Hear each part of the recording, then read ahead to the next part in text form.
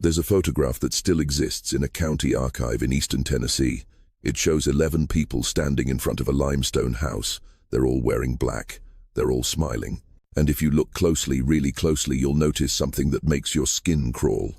Every face in that photograph shares the same eyes, the same narrow chin, the same distant, hollow expression. This is the Rutledge family in 1938. And by the time this photo was taken, they'd been marrying each other for over 100 years. What you're about to hear isn't folklore. It's not an urban legend. It's what happens when a bloodline decides it's too pure to let anyone else in. Hello everyone. Before we start, make sure to like and subscribe to the channel and leave a comment with where you're from and what time you're watching. That way, YouTube will keep showing you stories just like this one. The Rutledge family didn't start out as monsters. They started out as survivors. In 1796, 3 brothers named Josiah, Elam, and Silas Rutledge came down from Virginia and claimed a stretch of land in the Cumberland Plateau that nobody else wanted. It was rocky, remote, and bordered by a forest so dense that sunlight barely touched the ground. But the Rutledges didn't care. They built their homes close together, so close you could hear a conversation from one porch to the next, and they made a promise. A pact, really. They would never let outsiders dilute the family name. They would never let strangers inherit their land. And they would never, under any circumstances, marry outside the bloodline. At first, this wasn't unusual. Cousin marriages were common in isolated communities, but the Rutledges took it further, much further. By 1820, every daughter born into the family was spoken for before she turned 12. The marriages were arranged quietly, internally, and without exception. If a girl was born, she would marry a cousin. If she protested, she was reminded of her duty. If she ran, she was brought back. The family kept meticulous records, births, deaths, unions, all written in a leather-bound book that was passed down through generations. And in that book, there isn't a single marriage to an outsider for over 130 years. But isolation does something to people. It doesn't just preserve bloodlines, it warps them. By the early 1900s, the Rutledge daughters stopped protesting. They stopped asking questions. They simply accepted that their lives had already been decided. They would marry a cousin, bear children, and raise those children to do the same. The family grew larger, but it never grew outward. It folded in on itself, tighter and tighter, like a fist that refused to open. And the daughters, those quiet, obedient daughters, became ghosts long before they died. There are stories the locals still whisper about. Stories they won't say out loud unless they've had a few drinks and the sun's already gone down. They talk about a girl named Miriam Rutledge who tried to leave in 1912. She was 16 years old and engaged to her second cousin, a man named Thaddeus, who was 20 years her senior. The night before the wedding, Miriam disappeared. They found her 3 days later, wandering barefoot along the tree line, her dress torn and her feet bleeding. She wouldn't speak, wouldn't eat, just sat in a rocking chair and stared at the wall until the wedding was rescheduled. She married Thaddeus 2 weeks later, and according to the records, she never smiled again. Then there was Adelaide Rutledge, who in 1923 gave birth to a son with no ears. Just smooth skin where his ears should have been. The doctor who delivered him left town the next day and never came back. Adelaide's husband was her first cousin. Her mother had also married a first cousin, and her grandmother before that. By the time Adelaide's son was born, the family tree didn't branch anymore. It circled. It looped back on itself like a noose. But the Rutledges didn't see it as a problem. They saw it as loyalty, as purity, as proof that they were different from everyone else. The town knew. Of course they knew, but nobody said anything. You didn't ask questions about the Rutledges. You didn't knock on their doors. You didn't make eye contact if you saw them in town, which was rare. They kept to themselves, and people were fine with that, because the alternative, confronting what was happening up on that plateau, was too uncomfortable, too dark. So the town looked away. And the Rutledges kept marrying each other, year after year, daughter after daughter, until the whole bloodline started to look like a photograph left too long in the Sunday faded, distorted, wrong. But in 1937, something changed. A girl named Constance Rutledge turned 18, and unlike every daughter before her, Constance refused to marry her cousin. She refused quietly at first, then loudly, then violently. And when the family tried to force her, she did something no Rutledge daughter had ever done before. She ran into the woods, and she didn't come back. For 3 weeks, the Rutledge family searched those woods. They walked in lines, shoulder to shoulder, calling her name until their voices went hoarse. They checked every hollow, every abandoned shack, every cave they knew about. But Constance was gone, and the longer she stayed missing, the more the family began to fracture. Some said she'd been taken by animals. Others whispered that she'd taken her own life rather than submit. But her mother, a woman named Edith, who had herself married a cousin at 15, believed something else entirely. She believed Constance had found a way out. The town started talking, not loudly, but enough. People began asking questions the Rutledges didn't want to answer. Where did the girl go? Why did she run?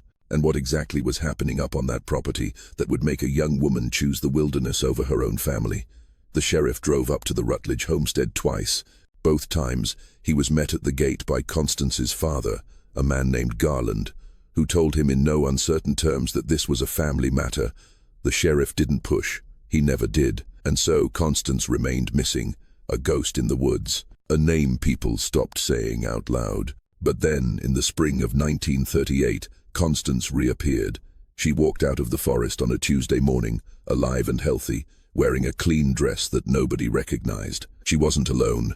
Beside her was a man, tall, lean, with dark hair and eyes that didn't match anyone in the county. He didn't give his name, didn't say where he was from. He just stood there, one hand resting lightly on Constance's shoulder, and waited. And when Garland Rutledge saw them standing at the edge of the property, his face went white. The family gathered, all of them, aunts, uncles, cousins, grandparents, everyone who still lived on that plateau. They stood in a half-circle around Constance and the stranger, and nobody spoke. Finally, Constance broke the silence. She said she was married, that the man beside her was her husband, that they'd been living in a cabin deep in the woods, far beyond where anyone ever went. She said she wasn't coming back. She said she was done. And then she said something that nobody expected. She told them she was pregnant. There's a kind of silence that isn't just the absence of sound. It's the presence of something else, something suffocating. That's what filled the air when Constance said those words. Her family didn't move, didn't breathe. They just stared at her belly like it was a wound that had opened in front of them, because in their minds, it was. This wasn't just rebellion. This was contamination. This was the end of everything they'd spent over a century protecting. Garland Rutledge was the first to speak. He asked the stranger his name. The man didn't answer. Garland asked where he came from. Still nothing. He asked if the stranger understood what he'd done, what he'd taken. And the stranger just looked at him with those dark, unreadable eyes and said, "She chose me." That was all. 3 words. But they hit the family like a slap, because no Rutledge daughter had ever chosen anything, not in living memory. Choice wasn't part of the arrangement. Obedience was. Duty was. And now Constance had shattered it. Edith, Constance's mother, tried a different approach. She begged. She wept. She told Constance that she didn't understand what she was doing, that she was throwing away her birthright, her family, her place in the world. She said the stranger would leave her, that he'd get tired of her and disappear, and then where would she be? Alone, ruined, a mother with no name and no home. But Constance didn't flinch. She looked her mother in the eye and said, "I'd rather be ruined than be like you." And that was the moment Edith Rutledge's face changed. The sadness drained out of it. What replaced it was something colder, something final. The family made their decision that night. Constance was no longer a Rutledge. Her name would be struck from the family Bible. Her children would not inherit the land, and if she ever set foot on the property again, she would be treated as a trespasser. The stranger said nothing. He just took Constance's hand and led her back into the woods. And as they disappeared into the trees, Garland Rutledge whispered something under his breath that only a few people heard. He said, "She'll be back. They always come back." But Constance didn't come back. Not that year, not the next. The family waited, certain that hunger or hardship or the simple cruelty of isolation would drive her home. But the woods stayed silent. No one saw her in town. No one heard from her. It was as if she'd been swallowed whole. And slowly, the Rutledges began to convince themselves that she was dead. It was easier that way. easier than admitting that one of their own had chosen freedom and survived it. Life on the plateau continued as it always had. Daughters married cousins, babies were born. The family Bible was updated with new names, new unions, new deaths. But something had shifted. The younger girls started asking questions. Quiet ones at first. Where did Constance go? Is she really dead? Did she have the baby? And the family would shut those questions down fast. They'd say Constance was a mistake, a cautionary tale, a girl who broke the rules and paid the price. But the questions didn't stop. They just went underground, whispered in bedrooms, scribbled in journals that were later burned. The girls were watching now, and they were starting to wonder. In 1941, a census taker came through the area.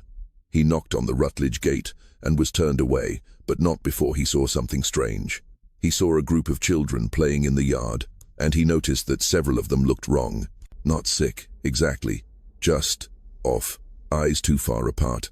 Fingers that bent at odd angles. One boy had a jaw that didn't close all the way. The census taker wrote it down in his notes, but his supervisor told him to leave it alone. Some families, he said, don't want to be counted, and some things are better left unrecorded. But in 1943, something happened that the family couldn't ignore. A girl was born.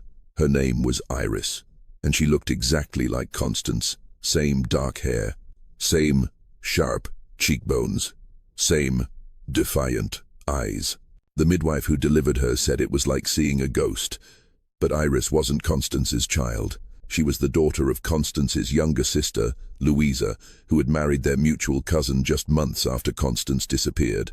And from the moment Iris was born, the family knew she was going to be trouble. If you're still watching, you're already braver than most. Tell us in the comments, what would you have done if this was your bloodline? Iris Rutledge grew up hearing the story of her aunt.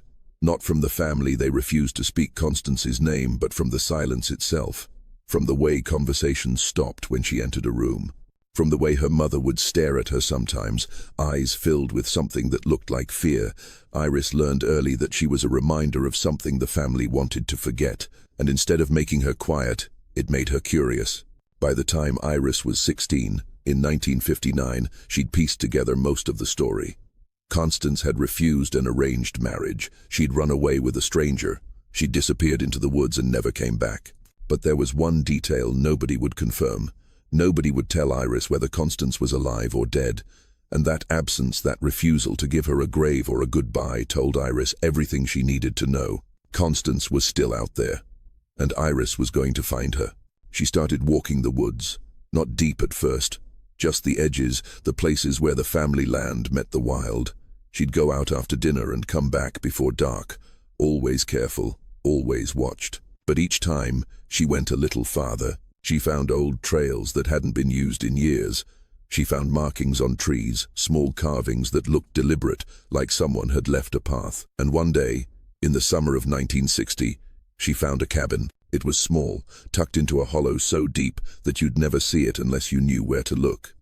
The windows were shuttered, the door was closed, but there was smoke coming from the chimney.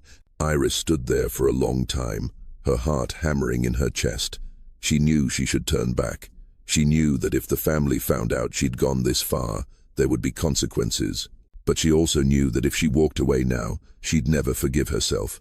So she knocked 3 times, soft but clear, and after what felt like forever, the door opened.